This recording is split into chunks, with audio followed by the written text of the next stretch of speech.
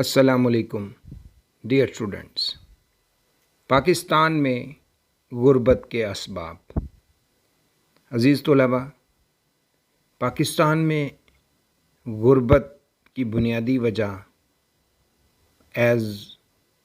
بطور عوام ہم بھی اتنے ہی قصوروار ہیں کہ جتنے کہ انتظامی افسران، کیونکہ پاکستان کے عوام اگر اپنے ساتھ مخلص ہوں تو یقیناً وہ ان سے جواب دہی لیں، لیکن بدقسمتی سے پاکستان کی عوام اپنے روزمرہ امور میں بہت زیادہ پریشان اور گم ہو چکے ہیں۔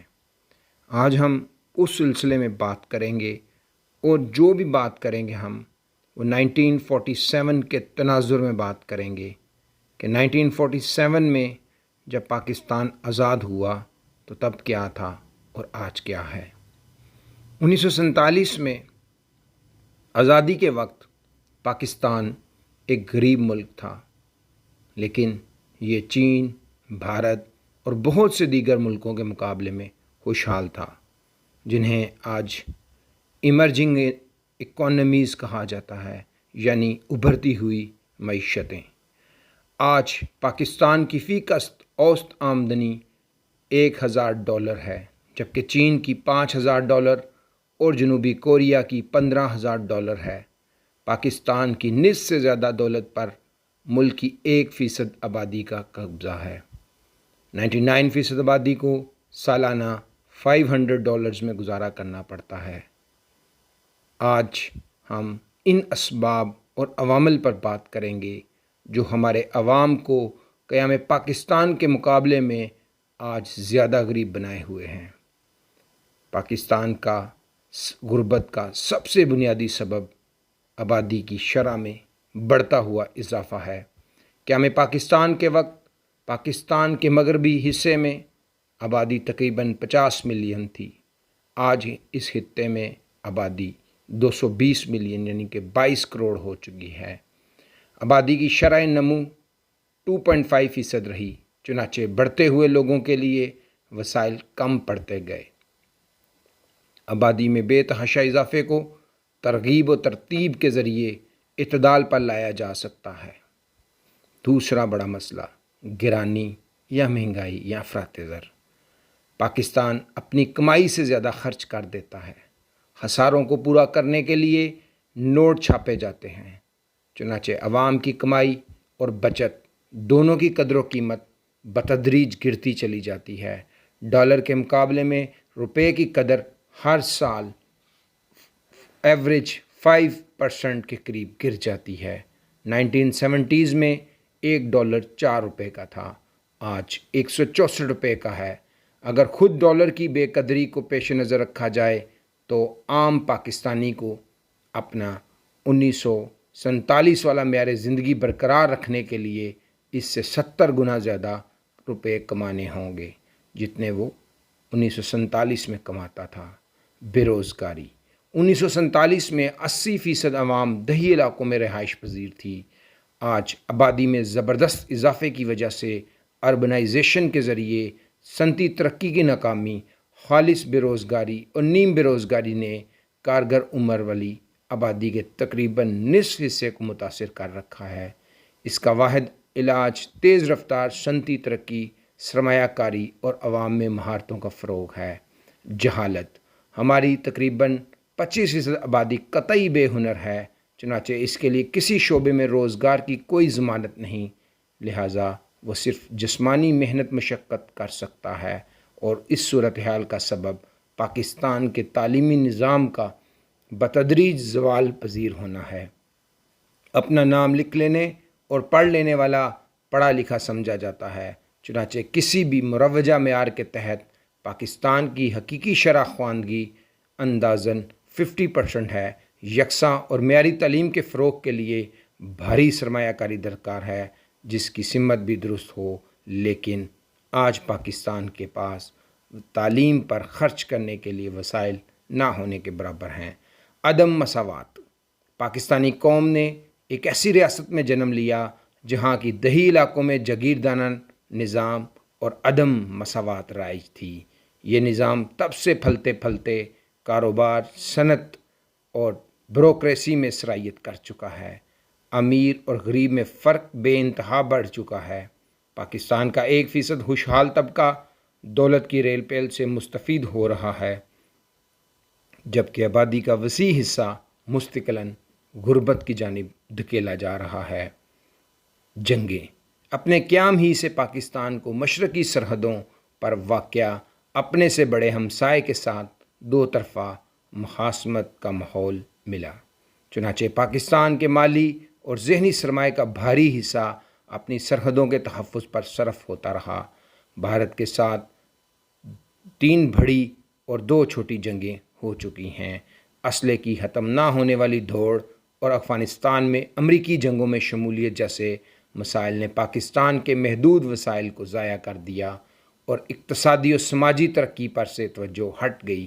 بھارت سے دفاع کا بوجھ کم کرنے کے لیے پاکستان کو اسٹریٹجک اور سفارتی ذرائع تلاش کرنا ہوں گے۔ اس سلسلے میں پاکستان کی جوہری صلاحیت بھی پاکستان کی مدد کر سکتی ہے۔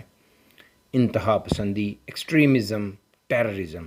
1977 سے پاکستان مذہبی اور مسلکی انتہا پسند قوتوں کا یرغمال بن چکا ہے۔ یاد رہے 1977 میں پاکستان میں مارشل لا لگا، اسی سال جو انقلاب ایران تھا وہ ہوا، اور اسی سال افغانستان میں روس کا داخلہ بھی ہوا۔ ان قوتوں کی اسٹریٹ پاور اور بعض پاکستانی رہنماؤں اور ایجنسیوں کی جانب سے بیرونی اور اندرونی مقاصد کے فروغ کے لیے ان کے گمراہ کن استعمال سے پاکستان میں پایا جانے والا برداشت کا ماحول جنونیت اور تشدد کے ماحول میں تبدیل ہو چکا ہے۔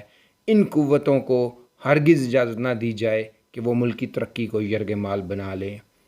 عدم تحفظ، انسیکیورٹی۔ ملک کے بہت سے شہروں اور علاقوں میں عدم تحفظ کی موجودہ صورتحال نے منظم جرائم، مذہبی منافقت، پرتشدد انتہا پسندی اور سیاسی موقع پرستی کے امیزے سے جنم لیا ہے۔ پاکستان میں سلامتی کے بارے میں دنیا بھر میں پائے جانے والے خدشات حقیقی خطرات کے مقابلے میں کہیں زیادہ ہیں۔ جب تک تحفظ اور سلامتی کا مسئلہ حل نہیں کیا جائے گا، کوئی بیرونی یا ملکی سرمایہ کاری یا ترقیاتی منصوبے عمل میں نہیں آ سکتے۔ تذبذب، متزلزل عزم اور خوف حکومت کے بدترین دشمن ہوا کرتے ہیں، اور یہ پاکستان میں ہو رہا ہے۔ نقل مکانی اور ہجرت۔ آزادی کے بعد سب سے پاکستان کی آبادی کے اجزاء نمایاں طور پر تبدیل ہوئے ہیں۔ بہت سے تعلیم یافتہ اور ہنرمند افراد ملک چھوڑ کر بیرون ملک منتقل ہو گئے۔ ان نقل مکانی کرنے والوں میں بعض مذہبی اقلیتوں کے لوگ بھی شامل ہیں، اور وہ بھی جو اقلیت میں تبدیل ہو گئے۔ دوسری جانب پاکستان میں لاکھوں قبائلی افغانوں کی بہتات ہے۔ کہیں کہیں قابلیت کی جھلکیوں کے باوجود آج کا پاکستان ذہنی، ثقافتی اور مالی لحاظ سے گزشتہ 30 سال پہلے کے مقابلے میں بحیثیت مجموعی زیادہ پسماندہ ہے۔ عدم سرمایہ کاری۔ ملک اس لیے غریب ہے کہ ریاست غریب ہے۔ ملک اپنی آمدنی سے زیادہ خرچ کر دیتا ہے، چنانچہ یہی حال عوام کا بھی ہے۔ بچت کی رقم اگر گرانی سے افراط زر سے زائل ہونے لگے تو بچت کوئی دانشمندانہ فیصلہ نہیں ہوگا۔ اگر قومی اور انفرادی سطح پر بچت کو فروغ نہ دیا جائے تو بنیادی ڈھانچے، تعلیم، صنعت، چھوٹے اور درمیانے کاروباری اداروں میں سرمایہ کاری یا نجی شعبے کی طرف سے سرمایہ کاری مستقبل قریب میں ختم ہوتی رہے گی۔ پاکستان کو ترقیاتی منصوبوں کے لیے بیرونی امداد اور قرضوں پر انحصار جاری رکھنا پڑے گا، جو کہ آبادی کی ضروریات کو پورا کرنے کے لیے ہمیشہ ناکافی ہوگا۔ عالمگیریت یعنی کہ گلوبلائزیشن۔ بدقسمتی سے گلوبلائزیشن کی وجہ سے اور پاکستان نے واشنگٹن میں جو اتفاق رائے کیا تھا اور اس امر پر آمادگی کا اظہار کیا تھا کہ تجارت اور مالی آزاد روی سب کے لیے بلا امتیاز اچھی چیز ہے، پاکستان کے حفاظتی بند یک طرفہ طور پر ٹوٹ گئے۔ پاکستان ایسی بیشتر عمدہ مصنوعات تیار نہیں کر سکتا جو مسابقت میں ٹک جائیں۔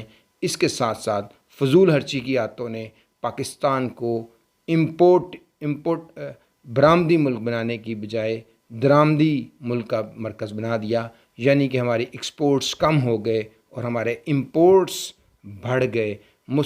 مستقل تجارتی خسارے کو غریب پاکستانی تارکین وطن کی ترسیلات جو بیرون ملک سے پاکستان میں ڈالرز کی شکل میں یا زر مبادلہ کی شکل میں وہ پاکستان میں بیچتے تھے، سے جزوی طور پر کم کرنے میں مدد ملتی ہے۔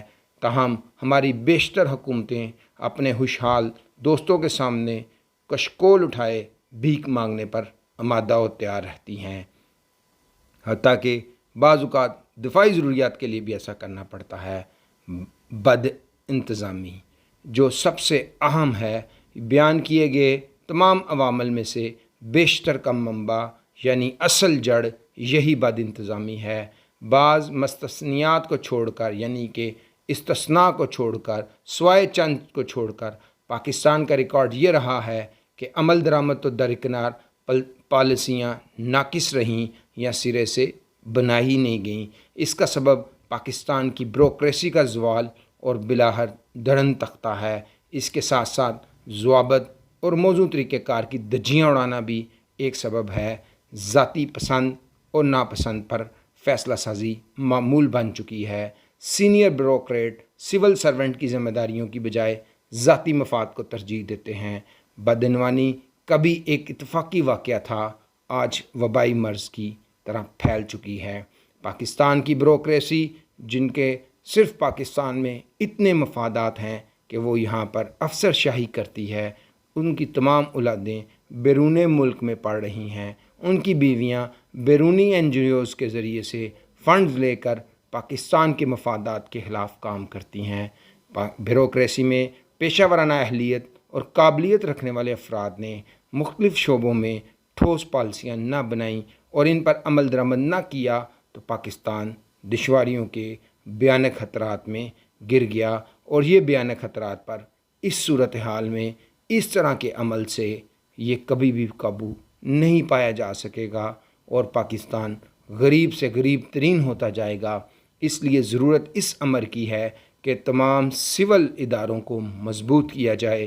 مسلح افواج اپنی ذمہ داریاں بخوبی ادا کر رہی ہیں اور ان کی بنیادی ذمہ داری بیرونی حملہ آوروں کے خلاف اور دشمن ملکوں کے خلاف لڑنا ہے، اور وہ اس سے بخوبی نبرد ازما ہیں۔ لیکن جو ریاستی سول ادارے ہیں انہوں نے ملک کا انتظام اور مالی معاملات کو دیکھنا ہوتا ہے، لیکن وہ کرپشن اور اپنی بدعنوانی ہڈ حرامی کی وجہ سے، یہ نکردہ کاری کی وجہ سے پاکستان کو بحران در بحران میں بھیج رہے ہیں، اور ہماری غربت بھی اسی وجہ سے کم نہیں ہو رہی کہ جو ہماری بیوروکریسی ہے، سول بیوروکریسی ہے، وہ پاکستان کے مفاد کے لیے کام نہیں کرتی، بلکہ سیاستدانوں کے ساتھ مل کر لوٹ کھسوٹ کا ایک نظام بنائے بیٹھی ہیں۔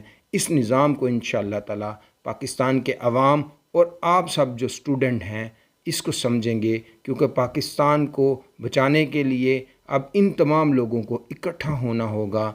نیوی کے اندر جب پورے ایک شپ پہ زندگی مشکل ہو جائے تو ایک کوشچن دیا جاتا ہے، آل ہینڈز آن ڈیک، کا مطلب ہے کہ اس شپ میں ہر کوئی شپ کو اپنی زندگیوں کو بچانے کے لیے بھرپور کام کرے۔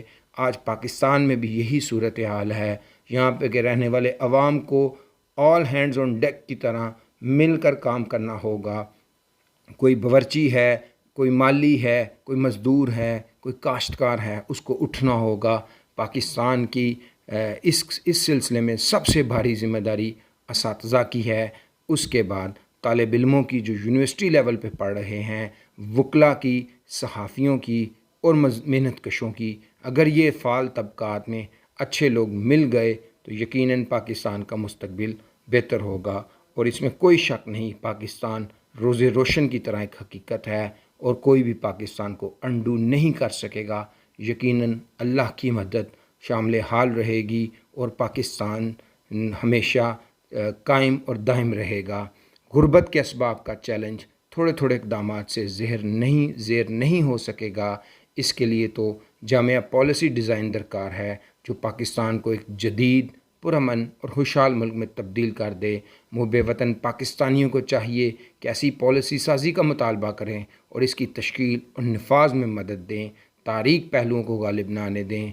ہمیں بڑی شخصیات کی نہیں، مضبوط اداروں کی ضرورت ہے، افواج پاکستان کے جیسے ادارے۔ Thank you very much. السلام علیکم۔